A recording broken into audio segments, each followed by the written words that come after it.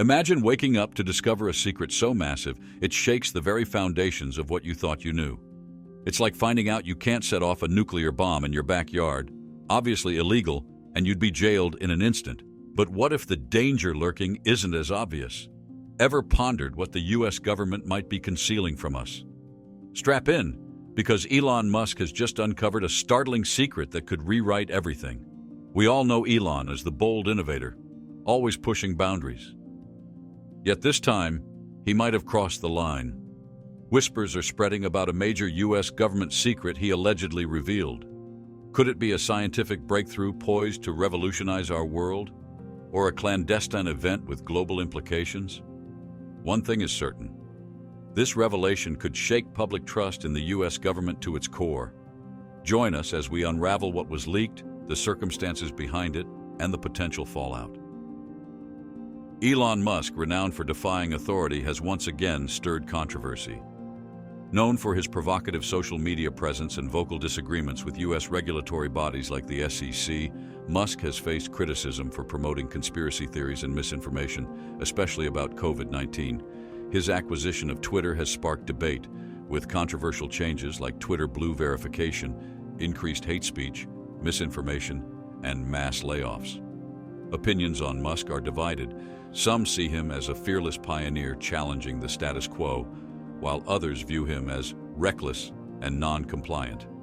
Now, with this latest act, has Musk truly overstepped his bounds? Let's delve into the details and find out. What was leaked? There's a lingering sense of fear, and it's increasing.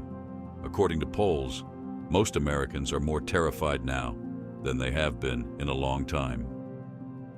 People are worried about becoming victims of crime and terrorism. Over the past year, these figures have increased to levels not seen in over 10 years. There seems to be a new large or small-scale terrorist act, domestically or overseas, every week. Mass shootings are like a never-ending drumbeat. Protests have frequently shut down large cities, some of which have become violent. Despite declining overall crime rates, there is always a sense of disorder. American politics and daily life are dominated by fear. Trump is a master of evoking and justifying fear naturally and abstractly. He is better than most politicians at seizing and directing the dread that permeates the public. A lot is happening in the US government that the public doesn't know about. Musk addresses the roots of the immediate and even emotional response, digging into people's deep-seated fear of Donald Trump. Donald Trump is the 45th president of the United States, serving from 2017 to 21. Trump was the only president to be impeached twice, once in 2019 for abusing power and obstructing Congress about the Ukraine scandal, and once in 2021 for incitement of insurrection about the violent storming of the U.S. Capitol by a mob of Trump supporters during a joint session of Congress to ceremoniously count Electoral College votes from the 2020 presidential election. Inspired by his bogus claims of widespread fraud in the 2020 election, followers of former President Donald Trump have subjected poll workers, ballot counters, county clerks, and secretaries of state to a year of terroristic threats. The outcome has been an intimidation campaign that is undermining the cornerstone of American democracy. Many Americans are displeased by the thought of a rerun of the 2020 presidential contest in November. According to a recent survey by the Associated Press Nork Center for Public Affairs Research, Democrats are more likely than Republicans to say they are fearful or angry about the possibility of another Trump term. However, the poll also revealed that Republicans are more enthusiastic about the possibility of a Trump victory than Democrats are about a Biden victory, suggesting that the emotional response Trump elicits may potentially work in his favor. But why do people fear him? Stay tuned, because the story is getting interesting.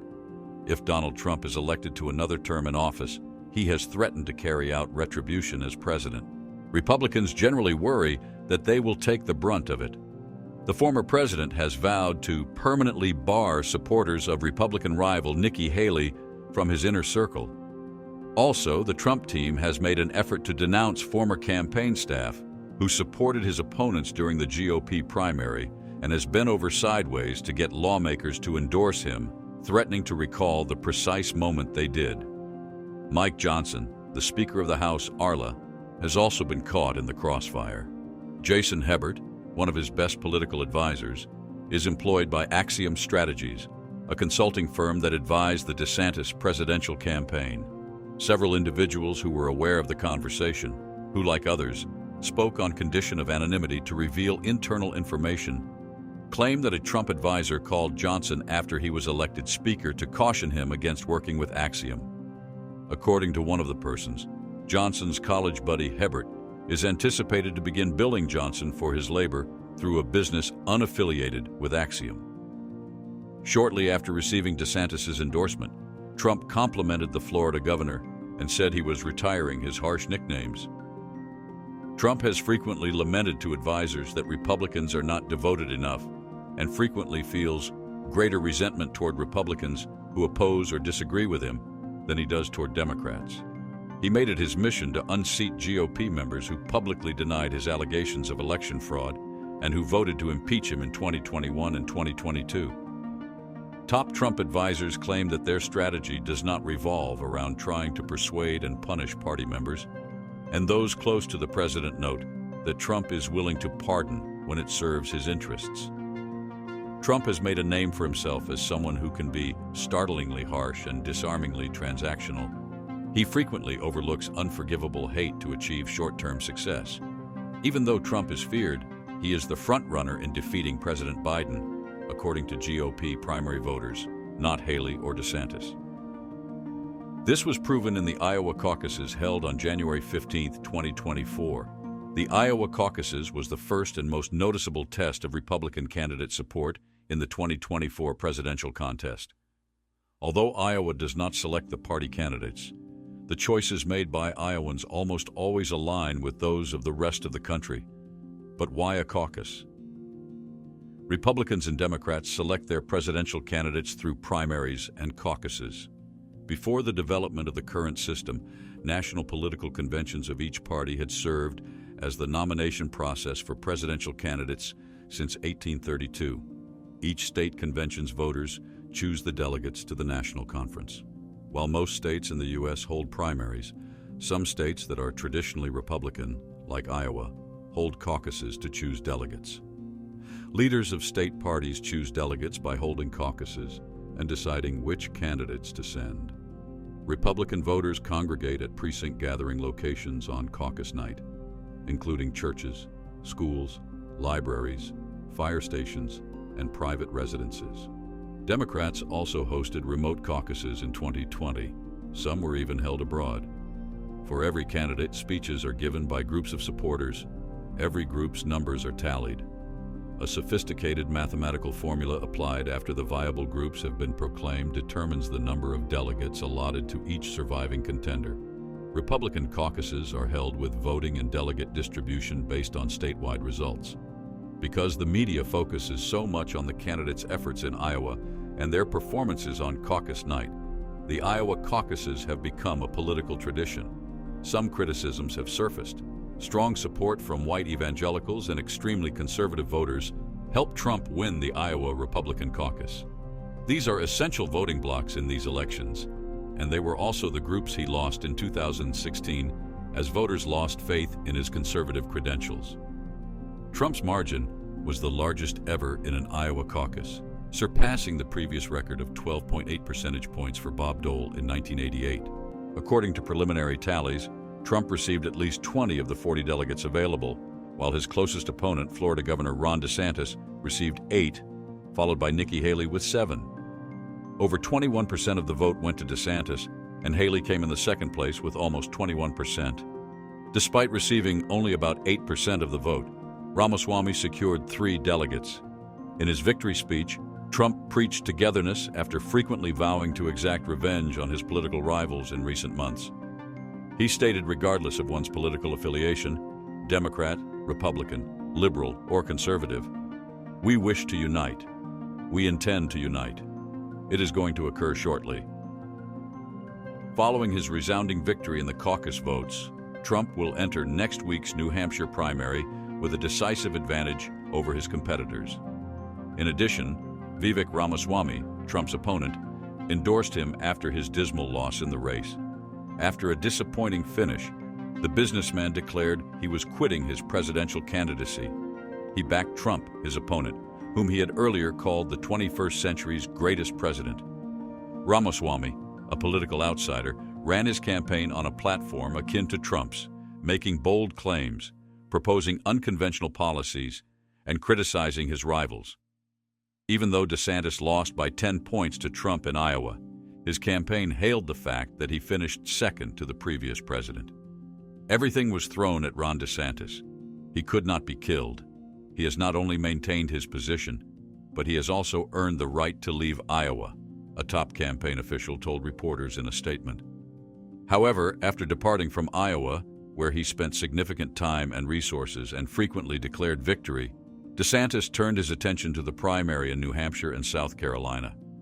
After finishing third in the Iowa caucuses, just a few points behind DeSantis, Haley is now focusing entirely on New Hampshire, where based on 538's polling average, she is still within striking distance of Trump.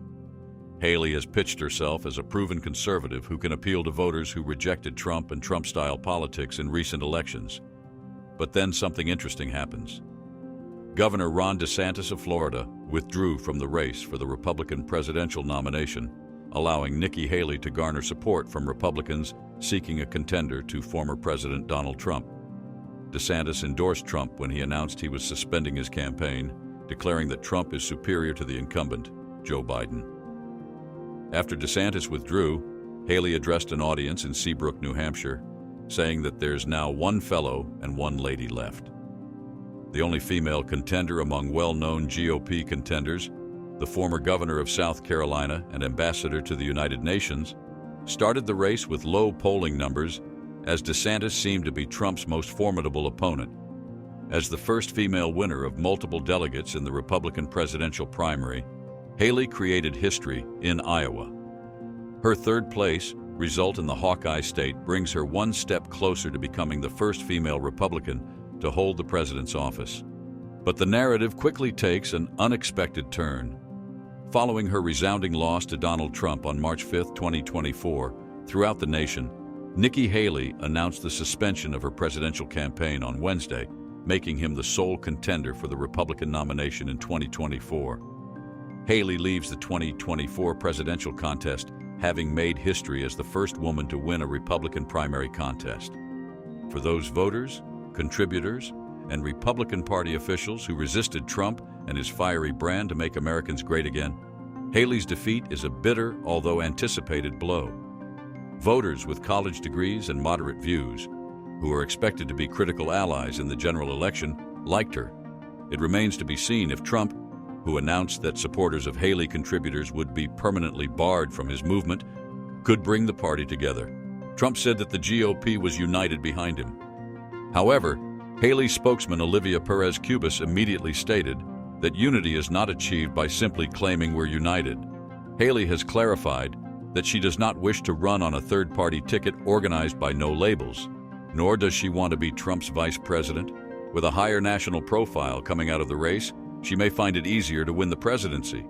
Trump is now left as the primary candidate for the 2024 Republican nomination and focused solely on his likely rematch with Biden in November.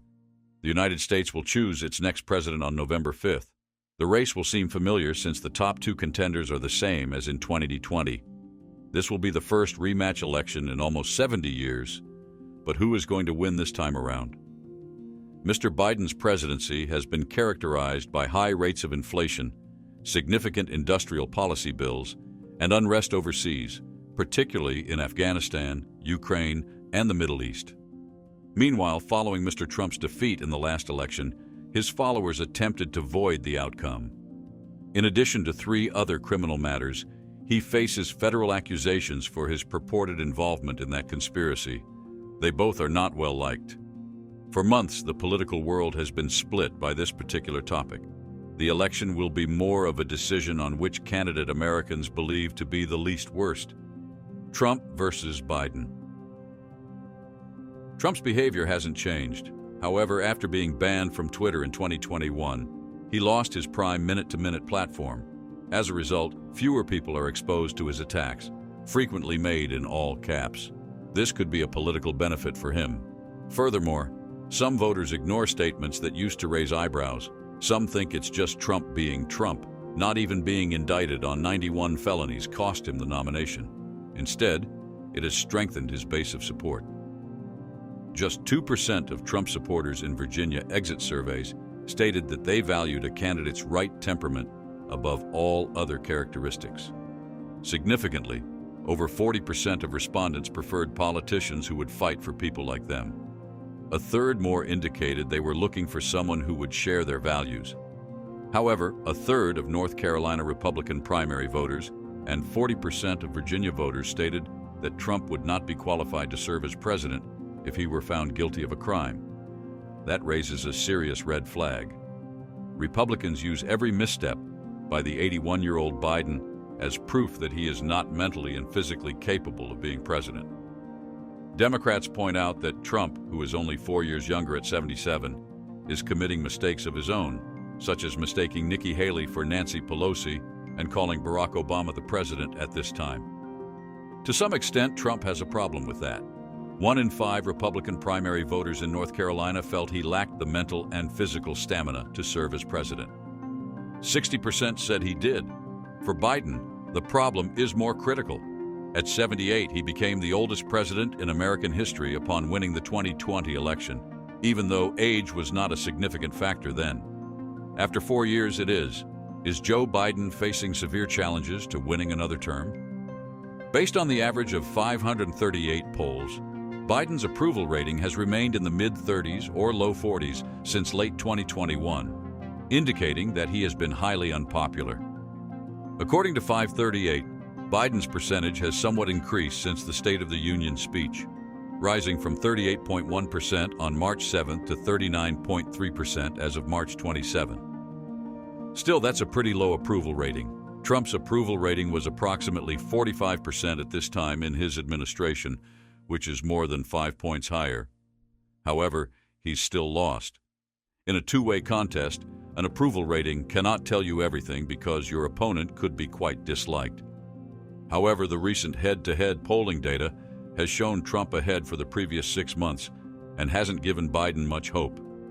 Naturally, the Electoral College, not a nationwide vote, decides who becomes president.